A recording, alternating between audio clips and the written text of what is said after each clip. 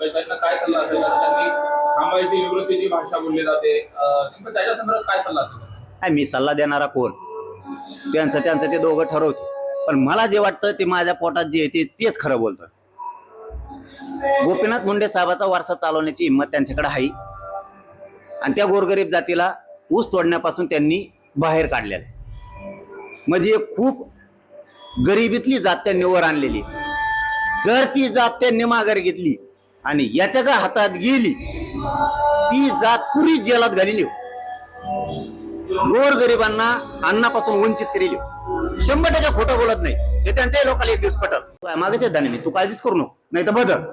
2 शब्द आज बीड मध्ये दिले तू बदल, नाही तू पाठीवरच पाय मा. आता एका कार्यक्रमात बोलताना धनंजय मुंडे असं म्हणाले की सगळीकडे जातीपातीचं राजकारण सुरू आहे आणि अतिशय गलिच्छ पातळीवरचं राजकारण सुरू आहे. त्यामुळे आमच्या सरकारला वाटतं की राजकारणात राहावं की नाही. येडेगांडीच हे करते. जातीपातीचं राजकारण तिने आणलंय. जातीपाती देवारात वाच केला. बंजारा समाजाचा देवारात वाच केला. 2-4 धनगराच्या हाताखाली तो बाकीचा धनगराचा सगळा देवारा केला. मुसलमानाचा देवारा केला. दलित बांधवाचा कार्यक्रम केला. आणि ज्या मराठ्यांनी, तुला विशेष सांगतो परळीत, तुला ज्या मराठ्यांनी मोठं केलं त्या मराठ्यांचे तो मुर्दे पाडले. जातीवाद कुणी केलं? जातीवाद तू नाही केला. हे जातीवाद नाही का? महादेव मुंडेच्या प्रकरणात न बोलणं, संतोष देशमुखाच्या प्रकरणात तू समर्थन करणं आरोपीचं, ही जातीवाद नाही का? हे जातीवाद नाही. काय हे काय? माझ्या घातपाताचा तो सुपाऱ्या देणं, ही जातीवाद नाही, जातीपात नाही का? हे काय? हे काय?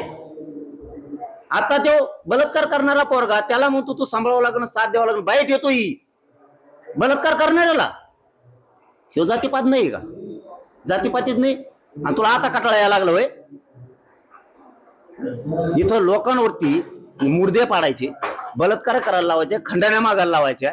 आता पश्चाताप करायला वेळ. अरे तुला उशिरा व्हायला शहाणपण आलं ते तरी बरं झालं. बरं झालं. ते काय म्हणतात ना काहीतरी म्हणे, नाक गेल्यावर भोक राहिले का काहीतरी आहे म्हणतात ना, तसं झालं तू आता. बरं झालं पण उशिरा व्हायना. आम्हाला काय अडचण नाही. तो उशिरा जरी सुधारला तरी काय अडचण नाही आम्हाला. पण मराठ्याच्या नादी लागू नको भाऊ. आणि इथून पुढं गुन्हेगारी करणाऱ्याला साथ देऊ नकोस. तुझ्या थोड्या लाभार्थी टोळीमुळं अख्खा दुरावा झालाय मराठा समाजात आणि वंजारी समाजात.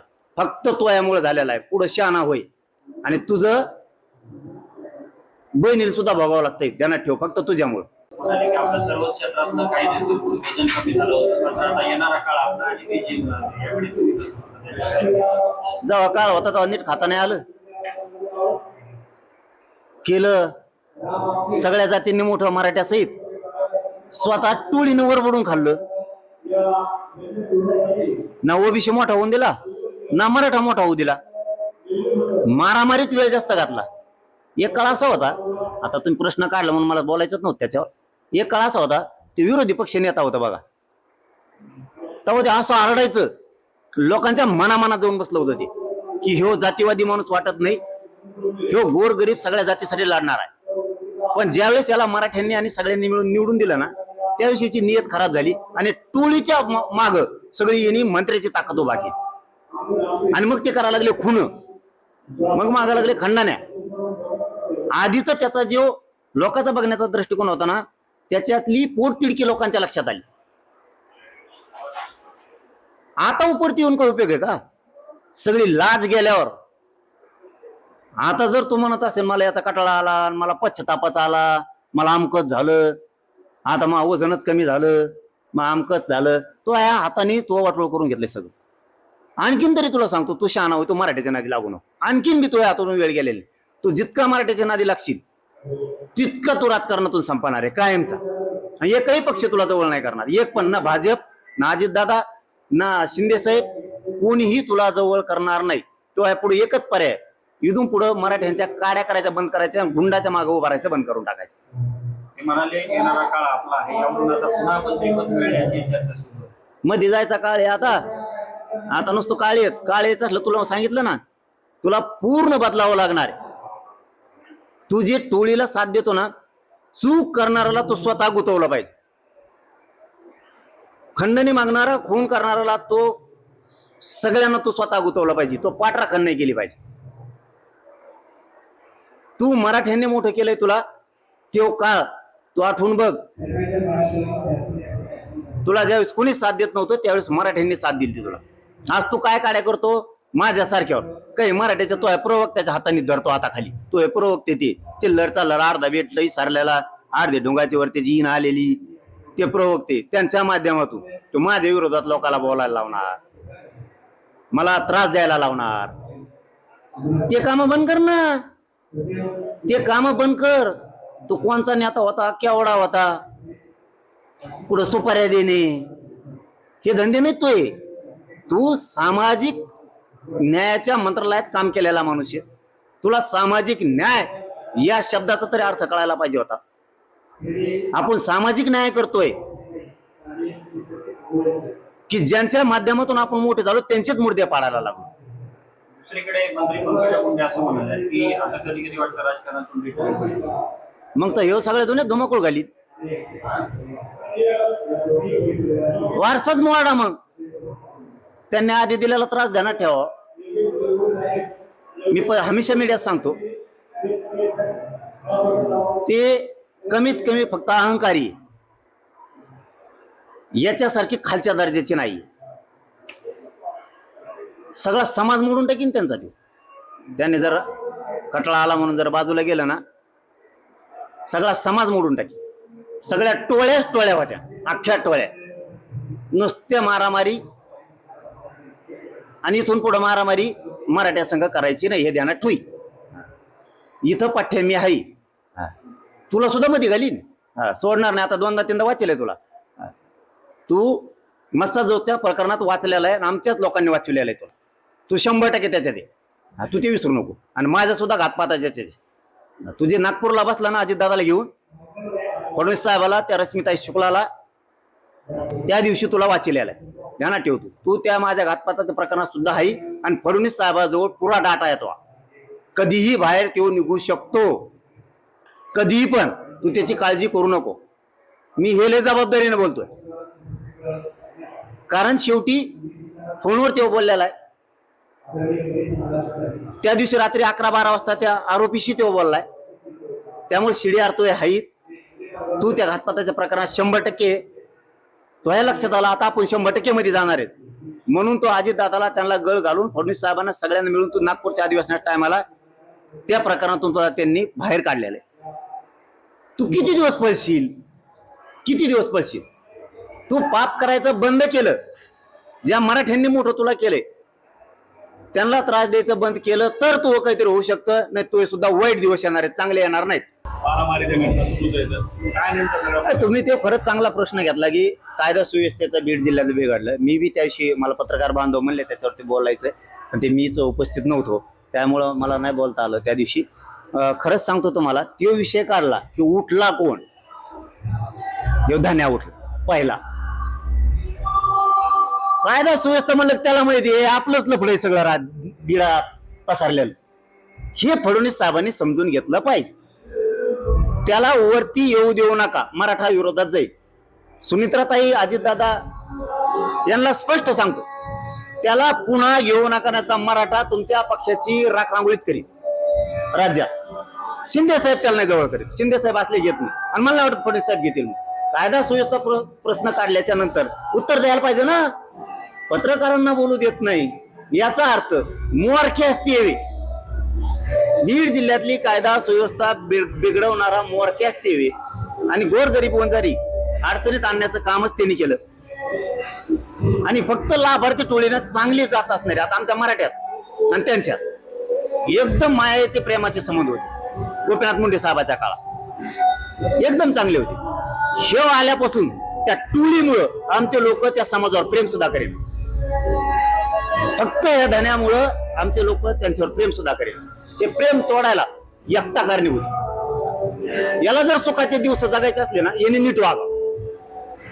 नसतं सामना माया सगळे, तू कुठं बी खेळ, मी तुला सोडणारच नाही. तू हे लोक मायावर विरोधात घालतो, तुमचे काही 2-4 घालतो. ते तिकडून काही सापडून आणले 3 जण त्यांनी, ते तिकडून इकडे येतात, इकडे बुळबुळ करतात. असले छक्के पंजे खेळायचे पहिले बंद कर. तो आहे राजकीय करिअरला प्रचंड ते घातक. तुला वाटत असेल तू कोण आहे, तू कुणीच नाही. तुला 2-3 वर्षात कळालं असं. आणखीन जर 2-3 वर्ष तो या मागा लागलो, तो राजकीय करिअर मूठ झालं म्हणून समजायचं. त्यामुळे चान्स आहे तुला, तू शहाणाच होय. तुला पर्यायच नाही त्याशिवाय. तू किती खऱ्या खाणल्या, तुला मातीने उकरून देत नाही. तू त्याची काळजीच करू नको. तुला वाटत असं मी तिकडून ते 2-3 आणलेत, ते भोकत येत, इथं 2-3 तयार केलेत, परत इथं 1-2 प्रवक्ता आहे. तुला असं वाटत असं काही नाही भाऊ. लिंबा झाडाखाली बसून दे, कंकालेश्वर मध्ये बसून दे, खंडेश्वरीत बसून दे, तू राम मंदिरात बसून दे, रेस्ट हाऊसच्या बिल्डिंग वर बसून दे, तू वडवणीच्या पेट्रोल पंपावर भेट, तू कुठं जा, रानात जाय, सरकीत जाऊन जाय पाठव. तू काळजीच करू नको राहणार, तू काळजीच करू नको. तू जर नाही बघायला मी तुला टिकविणारच आहे. आणि मा काहीच नाही, मागं नाही पुढं नाही, मी लई जायले, माझं काहीच नाही. पण तुला मात्र मी गुडघ्यावर टिकविणार. आज तुला टिकवलं, तुला चांगलं माहिती. तू तेवढ्या बाबतीत हुशार आहे, मला चांगलं माहिती. तुला चांगलं माहिती हे टिकवू शकतो. आणि तू जर ही गैरसमज करून घेतला, मग काहीच होत नाही, तेव्हा तू संपलेला असणार. तू बदल, तुला सांगतो तू बदल. तू नादी लागू नको. आणि तू बीडची गुन्हेगारी थांबवण्यासाठी जो चुकीचा असेल त्याला सरळ म्हण, जो चुकीचा आहे, याला जेलमध्ये गेला पाहिजे. मग तुझ्या जातीचा असू नाही तर आमच्या असू. आम्ही कसं म्हणतो, गुन्ह्यांचं प्रकरण झालं, त्यात ते ठोकून सांगितलं, लेकरू गेलं त्यांचं, तर मध्ये गेले पाहिजे सगळे. तू वाचितो, त्याच्यातच आणखीन प्रकरण आहे काहीतरी बलात्काराचं, ते पण मला कळाले. ते नाही का आरोपी सापडत, त्याच्याविषयी बी बोल. ते विषयी बोल ना, की भुलेंचा बंधूंचा खून झाला, जेलमध्ये पुरे गेले पाहिजे. पण ते कोण आहे का बलात्कार करणारा, त्याला सुद्धा तो म्हणायला पाहिजे, चल त्याला धरून आणा, ते पुढे. तुमचेच आरोपी कस काय तो जवळचे फरार होते, आमचेच कस काय पटकून सापडते? कारण आम्ही समर्थन करत नाही. तू समर्थन करतो, त्याची क्लिप काढा. ते आता तुम्ही पत्रकार बांधव, घुले बंधूंचा ज्यावेळी तो सांत्वन करायला गेला होता, हे तर आमच्या डोक्यात नव्हतं, खरंच नव्हतं. मी लई जबाबदारीने बोलतोय, आमच्या डोक्यात बी नव्हतंय. घुले बंधूचा खून झाला ना, ते लेकराला न्यायच मिळाला पाहिजे, सगळे आरोपी जेला सडले पाहिजे पुरे. पण तिथं महिलेवर सुद्धा एक बलात्कार झाला. अशा बातम्या तुम्ही दाखवल्यात, मी मनाचं म्हणत नाही. तो आरोपी अटक कसं का होत नाही? तो आरोपी अटक करा ध्यानाने म्हणलं पाहिजे. का म्हणलं पाहिजे त्याचं कारण सांगतो.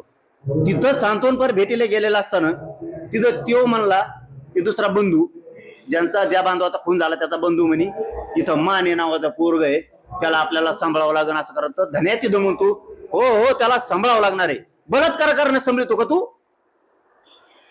बघा त्या बाईट काढून आहेत का नाही. तो म्हणायला पाहिजे तिथं, चल मध्ये गेला पाहिजे, ठेवायचा नाही. आणि तो कोणाकोणाचा बलात्कार करून संपर्कात आलाय, तो सुद्धा एसपीने धरले पाहिजे. एसपीने सुद्धा कोणाचं ऐकायचं नाही. माझं नाही, त्यांचं नाही, कोणाचंच नाही. न्याय महादेव गुंडे प्रकरणात सुद्धा धन्याने म्हणला पाहिजे, आरोपी अटक करा. तिथं त्याचं थोपड उचकत नाही. ते मुसलमानाचा एक खून झालाय, रफिक खान का काय, तो फिक खानचा, तो फिक खानचा, त्याच्याच मानव धर. जमत नाही का? संतोष देशमुख प्रकरणात कोण कोण आहेत पुरे धारा. महादेव गीते खरोखरच खून केल्यामुळे आत एका जाणीवपूर्वक टाकलाय. रोग आला का तुला बोलायला? ते नाही का जमत? कस काय जमत नाही तुला? तेव्हा तू पहिला नेता होशील. पहिला सांगतो, जसं लोकांच्या मनात बसला होतास, अरे तुला जातीतच तोलीत नव्हतं कुणी, तू विरोधी पक्ष नेता होता तेव्हा जातीतच तोलीत नव्हतं कुणीच. खरं सांगतो मी तुम्हाला प्रामाणिकपणाने, त्याला जातीत कुणी तोलीत नव्हतं. व्हायला वाटायचं काय लागलंय, बारीक बारीक पोरांच्या मनात बसला होता. एक टोळी हाताखाली धरली, खून करायला लागला. आणि खून करणारे, चोरी करणारे, खंडने मागणारे यांचं समर्थन करायला लागला म्हणून धान्या संपला. आणि पुढच्या काळात विक्रेत राहिला की संपना. त्याने महादेव मुंडेचं प्रकरण 100% पुढं घेतलं पाहिजे. भेटायला गेलं ना राव आणखीन दोघं. अरे नका का तपास लागा ना, भेटायला तर जायचं ना. ते आरोपी त्याचेच. त्या दिवशी आम्ही त्या पट्टी वडगावला गेलतो, ते आरोपी त्याचेच, तोच पळून लावतो. मी तो पाठावर वाचे, तू काय अर्जी करू नको. तू जवळ आता तो बोलायला ठेवलेत ना प्रवक्ता एक तो, आणि त्याला टीम जोडायला लावितो. संभाजीनगरलाच पाठवतो कॅनॉटला. ते कॅनॉटला बुटाड घ्यायचं म्हणलं, वावर एकाची इतकं मागे येताना पिशी भरून आणते त्याला. बेटे आम्ही माझा घातपात करणाऱ्यांपेक्षा करून घेणाऱ्याला मी दोष देतोय म्हणून बोलत नाही त्यांना काहीच. नाही तर त्यांचं बी लय माहिती आहे मला.